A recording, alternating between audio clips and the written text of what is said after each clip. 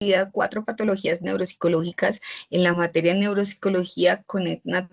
Gaitán. Con ustedes, Angie Brillet Cochoa, estudiante del programa de psicología de la Iberoamericana. El día de hoy vamos a trabajar dos casos de pacientes que tienen diferentes dificultades dentro de lo que es la memoria, la atención, la percepción, los procesamientos cognitivos, en base a una narrativa bastante interesante que,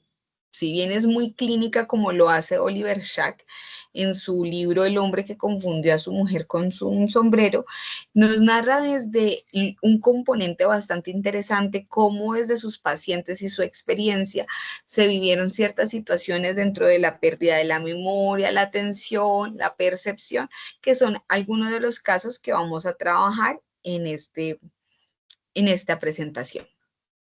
Muy bien, para iniciar me gustaría comenzar con una frase bastante interesante que está en la introducción del libro, que tiene 3 partes, donde en la primera fase vamos a hablar sobre estas afasias y estas agnosias, como dentro de un lenguaje neuropsicológico clínico está presente, y sobre todo la frase de Luis Buñuel: viene por fin la amnesia retrógrada que puede borrar toda una vida, como le sucedió a mi madre. Vamos a identificar en estos casos que hay diferentes tipos de agnosias temporales, cortotemporales, bastante amplias o hasta que involucran la percepción.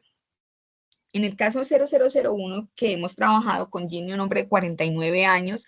quien acude de una manera muy alegre, bastante atento, al hacérsele diferentes estudios y el recorrido y las entrevistas, se logra identificar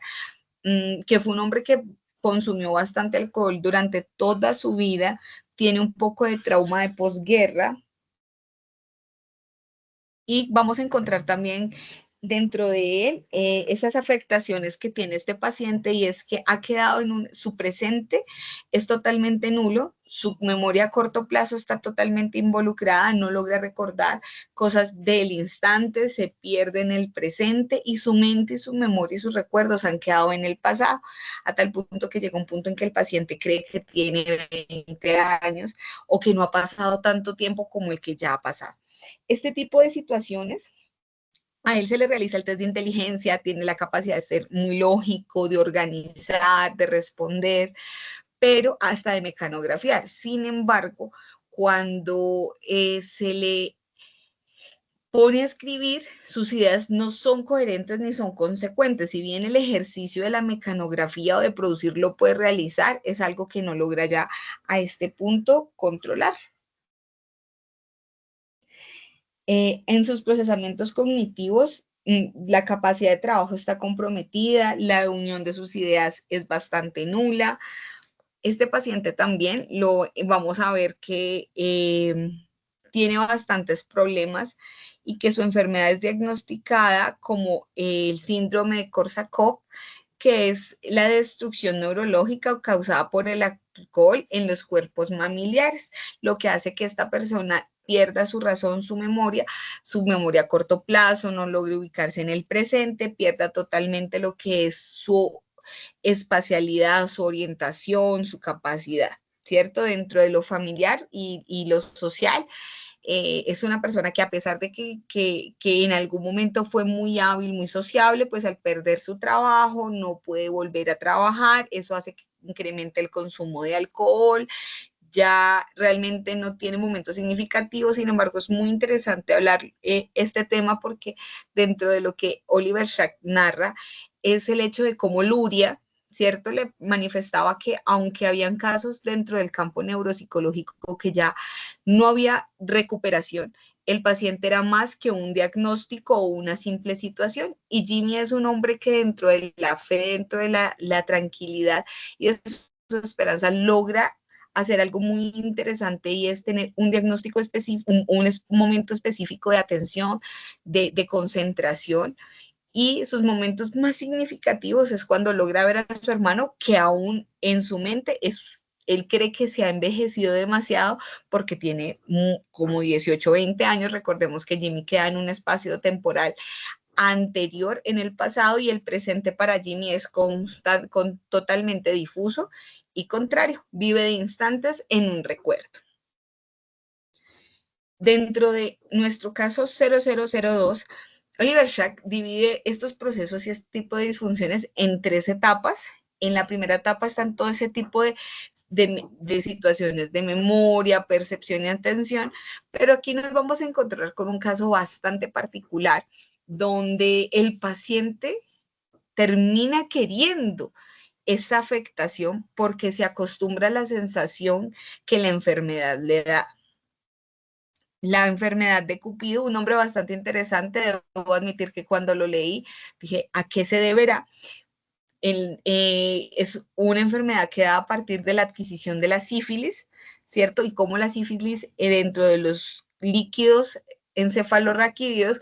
genera sensaciones de fusividad, de bienestar,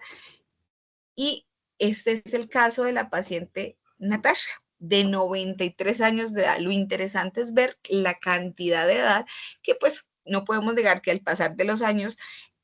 la edad del envejecimiento hace que el cuerpo se sienta un poco más cansado, menos activo, más prudente y elocuente, pero resulta que esta paciente llega con una situación bastante clara frente a su diagnóstico, frente a sus síntomas, muy segura de sí misma, contando pues sus antecedentes de que en algún momento trabajó en un burdel, adquirió la sífilis, conoce a su esposo, bueno, tiene tratamiento, pero ella es consciente de que tiene dentro de sí y que eso puede ser lo que le esté afectando porque ahora se siente demasiado bien, muy contenta, no tiene pena, había sido una paciente bastante tímida en su juventud, entonces lo cual a sus familiares conocidos les parece supremamente extraño su comportamiento porque ahora no tiene pena, su juicio realmente está comprometido, ¿no? Sus habilidades, sus procesamientos cognitivos, la capacidad de identificar qué está bien y qué no está mal, que debe limitarse, autorregularse, ser prudente, totalmente nublado por un exceso de sensación de bienestar. La neurosífilis genera dentro de ella ese exceso de bienestar, de sentirse supremamente bien, mientras por el contrario, su cuerpo, y es algo muy particular, es un paciente que pide tratamiento pero que no le quiten la enfermedad. ¿Por qué razón? Porque se acostumbra a estar dentro de ese gozo, de esa sensación de bienestar. Dentro de el tratamiento que se hace o las técnicas de evaluación, pues una entrevista neuropsicológica bastante estructurada para conocer sus antecedentes, su precedente, su situación, por explorar síntomas cognitivos, cómo está su procesamiento, y también se recomienda una resonancia magnética cerebral para identificar cuáles zonas están más afectadas y sobreestimuladas que otras. Las consecuencias y efectos de esta situación, pues que esta paciente, sus familiares se aterran. Es una paciente que ya pierde la prudencia absoluta, quiere hacer otro tipo de cosas, se siente mucho más joven de su edad, y eso que lleva cargando con esto desde